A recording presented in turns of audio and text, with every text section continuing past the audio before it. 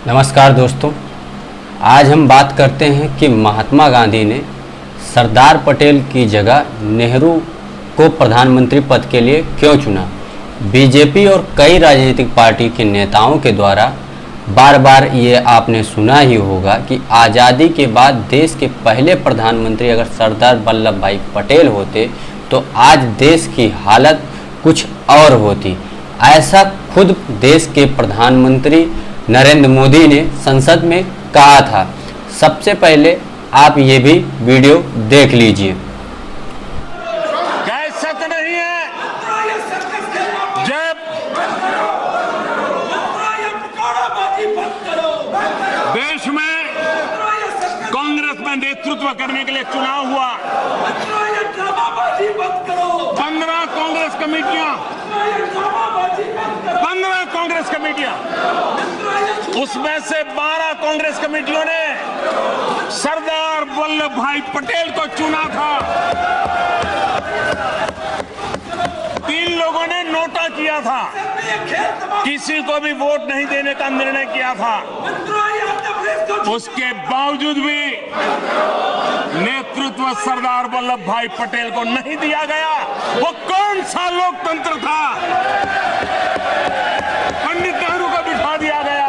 अगर देश के पहले प्रधानमंत्री सरदार वल्लभ भाई पटेल होते तो मेरा कश्मीर का यह हिस्सा आज पाकिस्तान के पास न होता। आपने ये वीडियो देखा।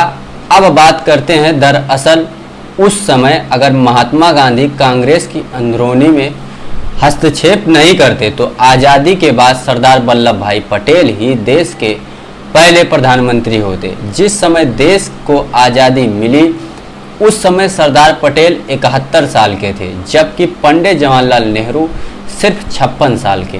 देश उस वक्त बेहद नाजुक दौर से गुजर रहा था। जिन्ना अलग देश बनाने को लेकर यानी कि पाकिस्तान बनाने की जिद पर अड़े थे। अंग्रेजी हुकूमत ने कांग्रेस को अंतरिम सरकार बनाने के लिए आमंत्रित किया था। कांग्रेस पार्टी और उस समय के कई बड़े नेता कांग्रेसी नेता ये चाहते भी थे कि देश की कमान सरदार वल्लभ भाई पटेल के हाथों में दी जाए, क्योंकि वो अपने तजुर्बे के अनुसार जिन्ना से बेहतर मोल भाव कर सकते थे। लेकिन महात्मा गांधी ने पंडित नेहरू को चुना।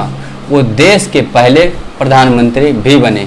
राजेंद्र प्रसाद जैसे कुछ कांग्रेस नेताओं ने खुलकर कहा कि गांधी जी ने ग्लैमरस नेहरू के चक्कर में अपने सबसे विश्वसनीय और करीबी दोस्त का बलिदान कर दिया। अब बात आती है कि बापूजी ने पटेल के बजाय नेहरू के हाथों में क्यों सौंप दी देश की कमान। आज़ादी के बाद से यह सवाल भारत की राजनीति में हमेशा का चर्चा का विषय बना रहा है। हम इसका जवाब जानने के लिए हमें गांधी के साथ नेहरू और पटेल के रिश्तों की बारीकियां से समझना होगा। सरदार वल्लभ भाई पटेल पहले गांधी से प्रभावित फिलहाल नहीं थे और न ही उनके विचारों से, लेकिन बाद में वो गांधी के करीब आ गए। सरदार वल्लभ भाई पटेल ने गांधी की मुलाकात नेहरू से पहले हुई थी। गांधी का जन्म 2 अक्टूबर 1869 को गुजरात के पोरबंदर में हुआ था, जैसा कि आप जानते हैं, और 31 अक्टूबर 1875 गुजरात के नडियाद में पटेल का जन्म हुआ। यानी पटेल गांधी से केवल 6 साल छोटे थे, जबकि नेहरू पटेल से 14-15 साल के छोटे थे। उम्र में 6 साल का फर्क कोई ज़्यादा नहीं होता, इसलिए गांधी और पटेल के बीच दोस्ताना बर्ताव था। पटेल लंदन के उसी लॉ कॉलेज में पढ़े हुए थे। मिडिल टेम्पल से बैरिस्टर बन के लौटे, जहाँ से गांधी, जिन्ना और नेहरू ने बैरिस्टर की डिग्रियां ली थी। उन दिनों वल्लभ पटेल गुजरात के सबसे महंगे वकीलों में से एक हुआ करते थे। पटेल ने पहली बार गांधी को गुजरात क्लब में 1916 में देखा था, जब गांधी जी साउथ अफ्रीका में अपना परचम फहराने के बाद पहली बार गुजरात आए थे। तब उस समय देश के कोने कोने में लोग उनका स्वागत कर रहे थे। कुछ लोग उन्हें महात्मा गांधी भी कहने लगे थे, यानी महात्मा भी कहने लगे थे। लेकिन पटेल जी गांधी के इस महात्मापन से जरा भी प्रभावित नहीं थे। वो उनके विचारों से बहुत उत्साहित नहीं थे। साल 1916 की गर्मियों में गांधी गुजरात क्लब आए। उस समय पटेल अपने साथी वकील गणेश वासुदेव मावलंकर के साथ ब्रिज खेल रहे थे। मावलंकर गांधी से बहुत प्रभावित थे।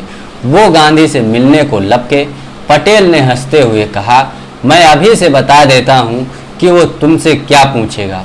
वो पूछेगा, गेहूं से छोटे कंकड़ निकालना जानते हो कि नहीं। फिर वो बताएगा इससे देश को आज़ादी किन तरीकों से मिल सकती है। लेकिन बहुत जल्द ही पटेल की अवधारणा बदल गई। चंपारण में गांधी के जादू का उन पर जबरदस्त असर हुआ। वो गांधी से जुड़ गए। खेड़ा का आंदोलन हुआ तो पटेल गांधी के और करीब आ गए। जब असहयोग आंदोलन शुरू हुआ तब पटेल अपनी वकालत को छोड़कर गांधी के साथ आ गए और इसके बाद बरदौली सत्याग्रह आंदोलन में, जिसमें पटेल पहली बार सारे देश में मशहूर हो गए। यह 1928 में एक प्रमुख किसान आंदोलन था। प्रांतीय सरकार ने किसान के लगान में 30% की बढ़ोतरी कर दी थी। पटेल इस आंदोलन के नेता बने और ब्रिटिश सरकार को फिलहाल झुकना पड़ा। इसी आंदोलन के बाद पटेल को गुजरात की महिलाओं ने सरदार की उपाधि दी। 1931 के कांग्रेस के कराची अधिवेशन में पटेल पहली और आखिरी बार पार्टी के अध्यक्ष चुने गए। पहली बार वो गुजरात के सरदार से देश के सरदार बन गए। देश को 15 अगस्त 1947 को आज़ाद होना था, लेकिन उससे एक साल पहले ब्रिटिश ने भारतीय हाथों में सत्ता दे दी थी। अंतरिम सरकार बनानी थी। तय हुआ कांग्रेस का अध्यक्ष ही प्रधानमंत्री बनेगा। उस वक्त कांग्रेस के अध्यक्ष मौलाना अबुल कलाम आज़ाद थे, जो पिछले 6 साल से इस पद पर थे। अब उनके जाने का वक्त हो गया था। तब तक गांधी नेहरू के हाथ में कांग्रेस की कमान देने का मन बना चुके थे। गांधी ने 20 अप्रैल 1946 को उन्होंने मौलाना को पत्र लिखकर कहा कि ये व्यक्तिगत जारी करें कि अब वो अध्यक्ष पद पर नहीं रहना चाहते हैं। गांधी ने बिना लाग लपेट पर यह भी साफ कर दिया कि अगर इस बार उनसे इस बारे में राय ली गई तो मैं जवाहरलाल नेहरू को ही पसंद करूंगा। इस पत्र के बाद पूरे कांग्रेस में खबर फैल गई कि गांधी नेहरू को प्रधानमंत्री बनाना चाहते हैं। 29 अप्रैल 1946 में कांग्रेस कार्य समिति की बैठक में पार्टी का नया अध्यक्ष चुना जाना था, जिसे कुछ महीने बाद ही अंतरिम सरकार में भारत का प्रधानमंत्री बनना था। इस बैठक में महात्मा गांधी के अलावा पंडित जवाहरलाल नेहरू, सरदार वल्लभ भाई पटेल, आचार्य कृपलानी, डॉक्टर राजेंद्र प्रसाद, खान अब्दुल गफ्फार खान के साथ कई बड़े कांग्रेसी नेता शामिल थे। कमरे में बैठा हर शख्स जानता था कि गांधी नेहरू को अध्यक्ष पद पर देखना चाहते हैं। परंपरा के मुताबिक कांग्रेस अध्यक्ष पद का चुनाव प्रांतीय कांग्रेस कमेटियां करती थी और 15 में से 12 प्रांतीय कांग्रेस कमेटियों ने सरदार वल्लभ भाई पटेल का नाम प्रस्तावित किया। बची हुई 3 कमेटियों ने आचार्य चेपी कृपलानी और पट्टाभी सीतारामैया का नाम प्रस्तावित किया गया। किसी प्रांतीय कांग्रेस कमेटी ने अध्यक्ष पद के लिए नेहरू का नाम नहीं प्रस्तावित किया था, जबकि सारी कमेटियां अच्छी तरह से जानती थी कि गांधी नेहरू को चौथी बार अध्यक्ष बनाना चाहते हैं। पार्टी के महासचिव कृपलानी ने पीसीसी के चुनाव की पर्ची गांधी की तरफ बढ़ा दी। गांधी ने कृपलानी की तरफ देखा। कृपलानी समझ गए कि गांधी क्या चाहते हैं। उन्होंने नया प्रस्ताव तैयार कर नेहरू का नाम प्रस्तावित किया। इस पर सबने दस्तखत किए। पटेल ने भी दस्तखत किए। अब अध्यक्ष पद के लिए 2 उम्मीदवार थे, एक नेहरू, दूसरे सरदार वल्लभ भाई पटेल। नेहरू तभी निर्विरोध अध्यक्ष चुने जा सकते थे जब पटेल अपना नाम वापस लें।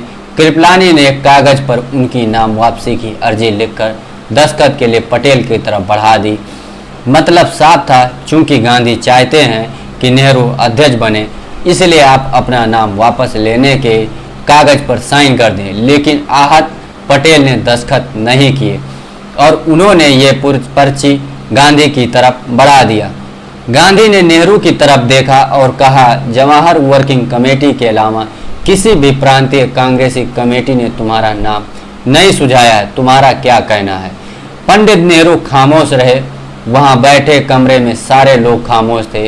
गांधी को शायद उम्मीद थी कि नेहरू कहेंगे तो ठीक है, आप पटेल को ही मौका दे दें, लेकिन नेहरू ने ऐसा कुछ नहीं कहा।